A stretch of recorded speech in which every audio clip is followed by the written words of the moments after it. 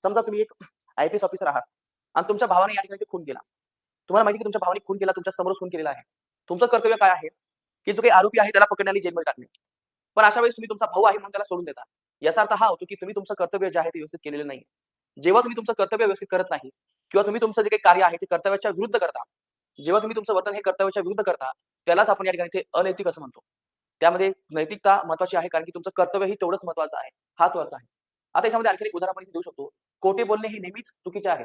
जरी सत्य सांगितल्याने तुमचे नुकसान झाले तरी. लक्षात घ्या जसं की तुमचा एक मित्र आहे. तर त्याला खोटं बोलायची सवय आहे आणि तुम्ही त्याला सांगितलं की बाबा खोटं बोलू नको. कारण की यामुळे तुला नुकसान होणार आहे. हे तुम्हाला माहिती आहे की तुम्ही हे त्याला बोलल्यानंतर तो दुखावला जाणार आहे आणि मैत्रीमध्ये तुमचा गॅप पडू शकतो. परंतु तुम्हाला ते करावं लागेल कारण की त्याच्या ते भल्याचं आहे. मित्रांनो लक्षात घ्या काही गोष्टी भल्याही तुम्हाला त्याचा परिणाम भोगावा लागत असेल, पण तरी सुद्धा तुम्हाला त्या गोष्टी कराव्याच लागतील कारण की तो तुमचा कर्तव्याचा भाग आहे. मित्राला भलेही वाईट वाटत असेल, पण तरी सुद्धा तुम्हाला ते सांगावं लागेल कारण की मित्र म्हणून ते तुमचं कर्तव्य आहे. जसं की तुमचा मित्र हा सातत्याने दारू पीत असेल आणि तो म्हणत असेल की माझ्या घरी सांगू नको. तर अशा वेळेस मित्रांनो तुम्ही गप्प राहणे हे तुमचं कर्तव्य नाहीये. तर तुम्ही काय करणार तुमच्या मित्राला समजावून सांगणे आणि तो ऐकत नसेल त्याच्या घरी सांगणे. कारण की जेणेकरून तो भविष्यामध्ये दारू पिणार नाही. त्या मित्राला योग्य वळणावरती लावणे हे तुमचं काम आहे. कारण की तुम्ही एक मित्र आहात आणि मित्र म्हणून तुमचं कर्तव्य हे आहे, की तुमच्या मित्राला योग्य मार्गावरती घेऊन जाणे. तर मित्रांनो यामध्ये लक्षात घ्या नेहमी काय महत्त्वाचं असते, की तुमचं कर्तव्य महत्त्वाचं आहे. आणि यामध्ये लक्षात घ्या नेहमी कधीही साधन आणि साध्य याच्यामध्ये कधी डिफरन्स केला नाहीये. किंवा साधन साध्य काय असावं याचाही विचार केला नाहीये. याच्यामध्ये फक्त एकाच विचार केलेला आहे ते म्हणजे माझे कर्तव्य. आता मी शिक्षक आहे. तर शिक्षकाचं काम काय आहे, की विद्यार्थ्याला योग्य मार्गदर्शन करणे.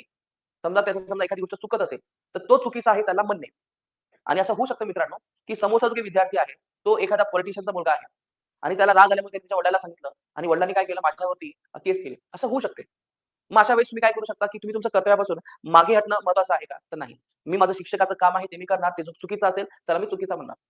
तर मित्रांनो तुम्ही तुमच्या कर्तव्यानुसार काम करणे आणि कर्तव्यानुसार काम करत असताना त्याचा परिणाम काय होईल याचाही विचार न करणे आणि विशेषतः कर्तव्यानुसार काम करत असताना ते नैतिक आहे की अनैतिक आहे याचाही विचार न करणे. कारण की ते तुमच्या फ्रेममध्ये आहे आणि ते तुम्हाला करावंच लागेल. तुमचे ते प्रोटोकॉल आहे, ते तुम्हाला करावंच लागेल. म्हणजे या ठिकाणी जर तुम्ही जर कर्तव्याच्या विरुद्ध जाऊन जर वागत असाल, तर याचा अर्थ की तुमच्या त्या कृतीला आपण अनैतिक कृती आपण असं नाही म्हणू शकतो. यामुळे लक्षात घ्या